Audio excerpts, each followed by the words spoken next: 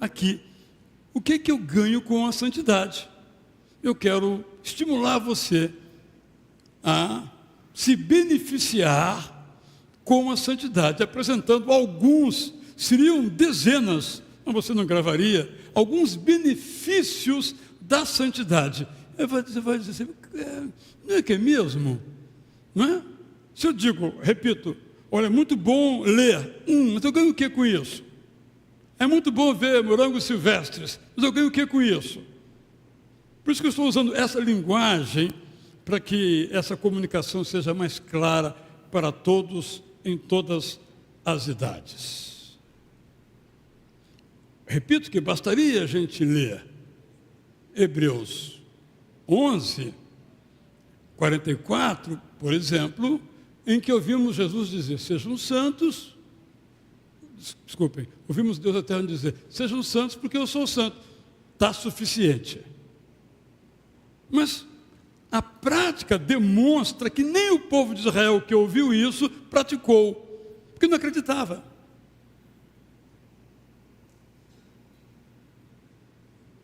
Os mandamentos de Deus, inclusive da santidade, são bons para nós.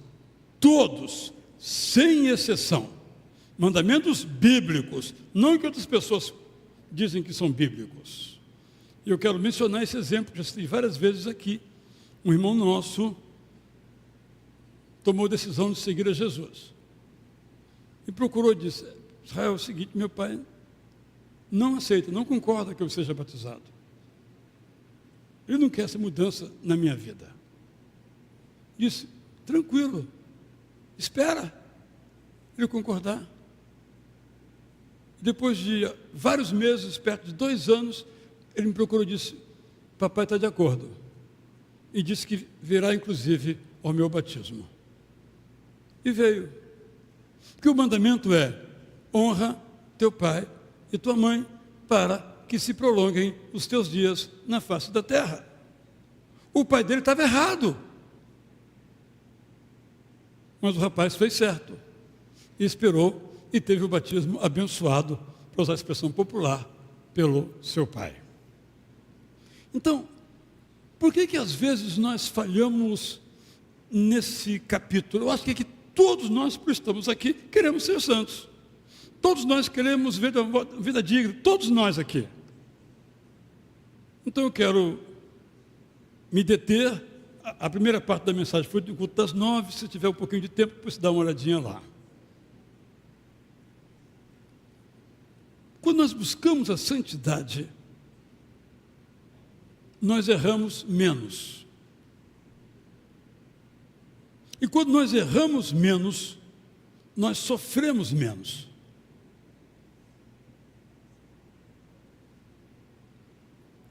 É claro que nem todas as nossas angústias, nem todas as nossas dores, nem todos os nossos sofreres vêm por causa do nosso pecado. Mas vem pelo pecado de outra pessoa, que não obedeceu ao mandamento. Você faz tudo certo no trânsito, mas o outro não faz, e você paga a consequência disso. E às vezes o outro nem paga a consequência, só você que paga, porque ele não cumpriu o mandamento, embora você tenha cumprido. Por isso é bom a gente sempre tomar cuidado com essa expressão que diz assim, todo pecado todo sofrimento é consequência do pecado. Mas repito, não necessariamente o nosso pecado. Porque às vezes nós sofremos exatamente por não pecar. Muitas vezes sofremos exatamente, como diz o apóstolo Pedro, por fazermos o bem. E as pessoas não querem e nos prejudicam, porque não querem que nós façamos o bem. Então, estou dizendo isso, porque se você está sofrendo, não necessariamente é por causa do seu pecado, mas de outrem. Além daqueles pecados, daqueles sofrimentos, melhor dizendo, além daqueles sofrimentos que nós não sabemos a origem. Eu citei aqui várias vezes. Meu próprio exemplo pessoal. Eu não tive nenhuma culpa de ter câncer. Zero de responsabilidade, pelo menos até hoje. A ciência não demonstrou qual foi meu erro. E aqui outras pessoas que tiveram câncer também. Não é porque pecaram. Mas uma lei foi quebrada da natureza. Não sabemos qual, mas o fato de não sabermos qual não quer dizer que não tenha sido a lei quebrada. Estou dizendo isso porque é muito comum, às vezes, em certos momentos, em certos lugares, dizer: se você está sofrendo, porque você está pecando. Não! Pode ser que sim. Temos que ser honestos, sinceros e reconhecer. Pode ser que não. Então eu digo, eu tive câncer de próstata, mas eu não tive nenhuma contribuição que eu conheço. Quem sabe daqui a 100 anos, aí eu reconheço que se descubra que eu tomava muito café, por exemplo. Mas até hoje não está demonstrado. Brincadeiras à parte, para dizer, a gente tem que tomar muito cuidado quando afirma que todo sofrimento é consequência do pecado. É, mas não o meu pecado necessariamente, o seu pecado. Mas também pode ser. Se eu tiver uma dor de dente, é o meu pecado porque eu não cuidei do dente, porque eu sei que tem que cuidar dele. Eu não cuidei, doeu. Mas há coisas que eu não sei. Se eu soubesse, eu não faria. Embora há coisas que eu sei que estão erradas, eu as faço. Só eu, vocês certamente não. Já alcançaram esse nível tal que jamais erram. Não é o meu caso. Então eu volto aqui a esse aspecto. Quando nós estamos no caminho da santidade, nós erramos menos. Tomamos menos decisões erradas. Estou sendo negativo de propósito. Então, quando nós estamos no caminho da santidade, nós sofremos menos. Repito, às vezes as situações que são fora do nosso controle, que não foram provocadas por nós, não temos que assumir a culpa que nós não temos. Até porque se tivemos e já confessamos, já fomos perdoados. Então, esse é o primeiro aspecto. E eu estou muito convicto disso, da minha própria vida. Quanto mais eu busco a santidade, mais eu acerto. Agora eu falo do modo positivo. Isso é a consequência maravilhosa da santidade. É um benefício. Porque nenhum de nós gosta de errar. E a santidade nos faz errar menos ou acertar mais. Segundo lugar, quando nós buscamos a santidade, nós permitimos que o Espírito Santo nos guie. Várias vezes a Bíblia nos diz que os que são filhos de Deus são guiados pelo Espírito de Deus. Mas, meu irmão, eu e você, quantas vezes claramente nós ouvimos a voz do Espírito, não faça, e nós fazemos. E quantas vezes nós ouvimos, faça, e não fazemos. Porque nós somos rebeldes. Eu sei que eu tenho que acordar cedo. Nem preciso o Espírito Santo me dizer. Mas eu não acordo cedo. Por isso que esse é um grande benefício. Porque, meus irmãos, nós ouvimos muitas vozes, muitos conselhos, muitos exemplos, muitas sugestões. E algumas conduzem à morte. Mas às vezes nós não percebemos que elas nos conduzem para a morte. Mas o Espírito Santo que nos guia nos diz que aquilo nos conduz para a morte. Quando olhamos para o mundo que nós vivemos, isso é bastante evidente para todos nós, como as pessoas fazem coisas erradas, atrás de coisas erradas. O pastor Cine mencionou o exemplo da Bíblia. Os caras tinham os profetas, tinham a história toda, tinham o código de Moisés, mas só faziam coisa errada. Porque eles não entenderam o benefício de se deixar guiar pelo Espírito Santo e foram guiados pelos exemplos maus uns dos outros. E quando o Espírito Santo nos guia, a nossa vida é de alegria e serenidade. Se eu pudesse definir o que é felicidade, seria isso: alegria e serenidade. quando o Espírito Santo nos guia, os nossos desejos maus são realizados. E os nossos desejos maus são abandonados. Vou corrigir a frase desde o começo, né? Quando nós nos deixamos guiar pelo Espírito Santo de Deus, os nossos bons desejos são realizados e os nossos maus desejos são deixados de lado. Porque, irmão, irmã, eu sei que o Espírito Santo me diz que isso é errado. Eu sei, e o Espírito Santo me diz que isso é certo. O que eu vou fazer? Mas só se eu for guiado pelo Espírito Santo de Deus. Desejos todos temos, mas nós temos que conferir esses desejos com aquilo que nos diz o Espírito Santo. Mas ainda, nós vivemos na era dos chamados influenciadores. As pessoas usam a expressão em inglês. Fiquemos aqui para a nossa língua. E aí, tem muita coisa boa que nos é dita. Muita coisa boa. E aí, tem muita coisa ruim nos sendo aconselhada.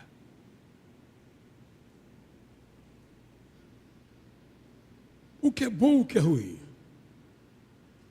O que é bom é o que todo mundo faz.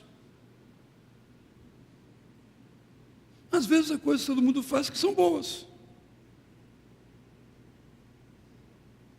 Eu quero dizer que aquilo que as pessoas fazem no mundo dos negócios, na escola, no trabalho, no lazer, se forma um caldo cultural do que é certo. Mas, se nós somos guiados pelo Espírito Santo de Deus, o que é certo é aquilo que Deus aprova. Não os que os meus amigos dizem que é certo. Não que esse caldo cultural dos influenciadores dizem que é certo. Porque quando eu sigo aquilo que os outros dizem para eu fazer, quem sofre com as consequências sou eu, não o que os outros que me disseram o que disseram. Eu sei que é elementar, não é? Estava voltando ontem de São Paulo, uma longa viagem por causa de acidentes na estrada, e aí muita gente, vupt pelo acostamento, vupt pelo acostamento, vupt pelo acostamento. Chega a dar uma dorzinha no braço para dar uma viradinha para a direita. Tipo, todo mundo está se dando bem indo pelo acostamento. Eu tinha todos os motivos do mundo. Viagem longa demais, 3 engarrafamentos. Mas o fato de tantos fazerem não tornava aquilo certo. E mais adiante, 2 desses que passaram por mim bateram um no outro. Eu cheguei. E eles? Não sei. Só vi que estavam batidos lá. Então, às vezes a gente vai na onda dos outros, mas a onda nos pega. Não pega quem soltou a onda em cima da gente. Por isso, nós não podemos ser guiados. Aqui o apóstolo Paulo chama isso de século. É a palavra que ele usa. Pelo século. Nós temos que ser guiados pelo Espírito Santo de Deus. Terceiro benefício, quando buscamos a santidade, sofremos menos. Quando buscamos a santidade, permitimos que o Espírito Santo nos guie. Terceiro, quando nós buscamos a santidade, nossas reações a situações adversas são ponderadas para não causarem prejuízos. Simples. Eu ofendo alguém, querendo ou não querendo, não importa, ofendi. E a pessoa reage com igual intensidade sobre mim. Causou dano. Eu causei dano, ele me causou dano. Mas se eu procuro viver de um modo santo, procuro não trazer dano para o outro. E se trouxer, de pedir perdão. Agora vamos inverter. Alguém nos ofende. Sempre somos ofendidos. Sempre somos ofendidos. Não há chance de não sermos ofendidos. Como é que eu reajo? Como é que nós reagimos? Se nós reagimos de modo santo, ponderadamente, nós não causamos transtornos. Não quer dizer que não devamos reagir, mas devemos reagir de modo ponderado. Se alguém me deu um soco, agiu de modo imponderado, de modo indigno, de um modo não santo. Eu reajo com outro soco, quase sempre mais intenso do que eu recebi, eu não sou ponderado. E as consequências são imprevisíveis. Então, nós temos temperamentos. Até alguns nos orgulhamos de dizer que nosso temperamento não é como sangue de barata, expressão popular. Mas vou dizer muito honestamente, se eu estou no caminho da santidade, o meu temperamento é sangue de barata. Espera. Nem sempre o que eu ouvi. Porque a pessoa não disse. Nem sempre aquilo que você ouviu foi dito. Mas você reage à luz daquilo que você ouviu. Mas não foi dito. Mas já está feito o estrago. Você não ponderou, você não perguntou, peraí, o que você está dizendo mesmo? Por exemplo. Então a santidade é um seguro de vida contra o nosso temperamento, às vezes, explosivo, ou de alguma outra característica que traga prejuízo. Quarto lugar, e último, são alguns apenas benefícios da santidade. Quando nós a buscamos, nós nos sentimos mais seguros. O grande tema da humanidade é a insegurança. Da filosofia, da psicologia, da antropologia, é a insegurança. As pessoas são inseguras. Por isso fazem o que fazem, gritam, berram, matam, porque não sabem quem são, não sabem que são amadas. Mas quando nós estamos no caminho da santidade, nós sabemos quem nós somos, nós sabemos que nós somos amados. Sim, temos uma história, nós somos abandonados, nós somos rejeitados, nós somos amados, nós somos queridos, cada um tem uma história, mas cada um de nós agora faz a sua própria história. Meu pai era o meu pai, eu sou eu e minha filha é minha filha. O que eu faço com a minha história? A referência que passou o Seni, 19 reis, um atrás do outro, em vez de fazer uma história própria, fazer a história do outro. Por isso, quando nós somos guiados pelo Espírito Santo, estamos no caminho da santidade, nós temos segurança daquilo que nós somos. E nós sabemos o que ainda nós podemos ser. O futuro nós não conhecemos, mas nós sabemos que podemos viver seguros, porque Deus é aquele que nos conduz. Na minha tradução do Salmo 23:1 é a seguinte: o Deus eterno é quem me guia. Esse é o resumo de uma vida santa, de ser guiado, guiada pelo Espírito Santo de Deus. Porque a tarefa do pastor de ovelhas era guiar as suas ovelhas e o seu rebanho. Por isso, preferi dizer isso de outra maneira, que é o Deus eterno quem me guia ou quem nos guia. E eu preciso ser guiado pelo Deus eterno. Através dos muitos recursos, vou falar posteriormente sobre isso, que Ele nos coloca à disposição. Eu quero terminar então lendo Hebreus 12, 14b a 17, um texto muito conhecido. Sejamos santos, pois é pela santidade que demonstramos mesmo que somos filhos de Deus. Vivam permanentemente no compasso da ternura da graça de Deus. Não permitam que em seus relacionamentos haja mágoas uns dos outros. Como lemos em Deuteronômio 29, 18b, a mágoa é como uma planta que produz ervas venenosas. Quem dela come fica profundamente perturbado e contamina outras pessoas. Lembrem-se do que aconteceu com Esaú, irmão de Jacó. Em troca de comida, ele perdeu o seu direito de filho mais velho de Isaque e perdeu a bênção a que tinha direito.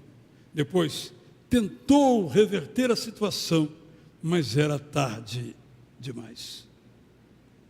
Hebreus 12, 14b, então diz: sejam santos, pois é pela santidade que demonstramos que somos mesmos filhos de Deus. Santidade, portanto, termino, é algo concreto. Santidade não é ficar assim, contemplando alguma coisa, embora inclua isso. Santidade não é falar em línguas estranhas, embora possa incluir isso. Santidade não é inação, embora possa incluir um pouco disso.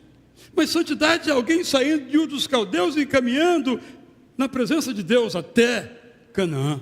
Santidade é alguém que está fugindo no deserto de Midian e é chamado para ir até o Egito libertar o seu povo. Mas guiados pelo Deus eterno. Meu irmão, minha irmã, quero dizer bem claramente para você, meu grande projeto de vida, o meu grande sonho de vida é ser guiado por Deus. Não pela minha eventual capacidade de refletir, não pelas leituras que eu já fiz do autor A, B do passado, coisas ótimas, maravilhosas. Mas quem me guia tem que ser aquele que me criou. Então, por isso eu tenho que me consagrar a Ele. Eu tenho que buscar ser como Ele é. Sejam santos, Levítico, repetido ao longo da Bíblia, porque eu sou santo. Minha pergunta preliminar foi e continua sendo: ser santo, ser santa é o seu desejo?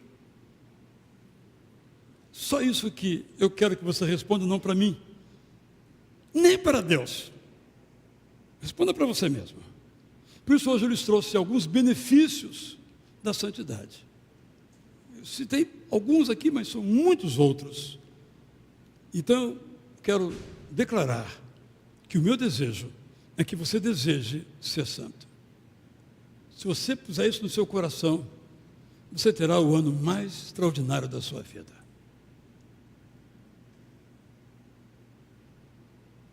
Deus nos abençoe. Vamos cantar então? Enquanto nós cantamos, eu quero que você cante sentadinho, sentadinha. E no seu coração o Espírito Santo lhe toca: seja santo, porque o Pai Eterno é santo. E você diz no seu coração, sente no seu coração, decide no seu coração, é que o seu desejo é esse. Então você se levante. Então, enquanto nós cantamos, você vai orando e respondendo: eu quero ser santo. Aí você fica em pé e continua cantando. Vamos lá então?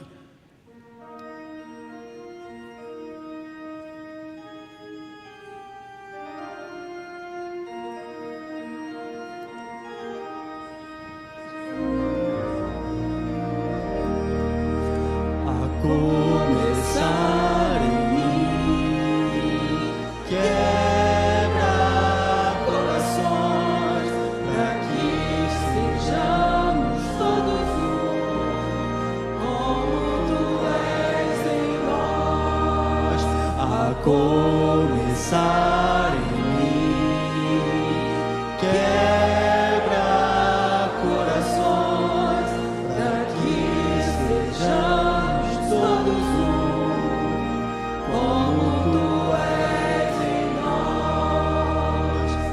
Onde a tristeza, aqui haja amor, onde há ódio, perdão, para que Teu corpo cresça assim.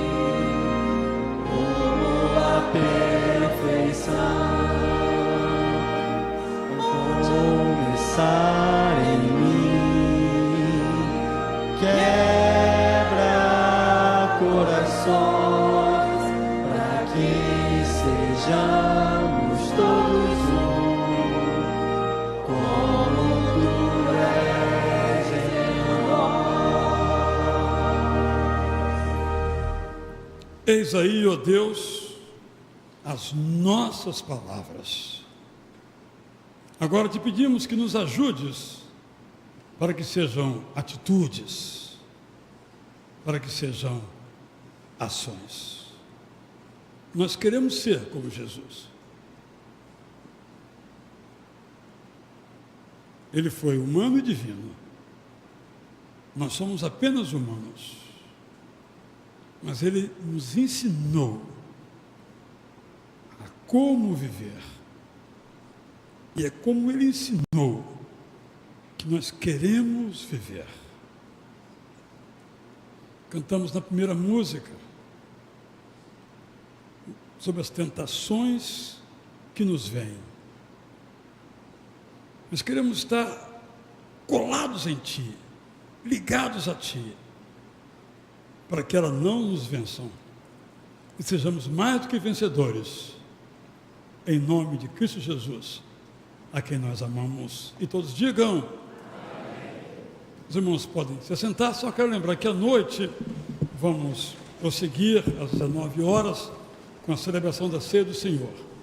E no culto das 5, que será apenas online, eu vou começar uma série sobre a mulher. Porque a Bíblia é muito injustiçada.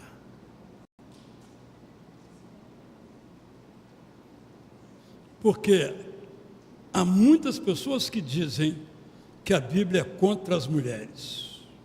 Paulo disse: as mulheres fiquem caladas na igreja. Ele não disse isso. Bom, isso é às 5. Depois, às 19. Até lá, se Deus quiser.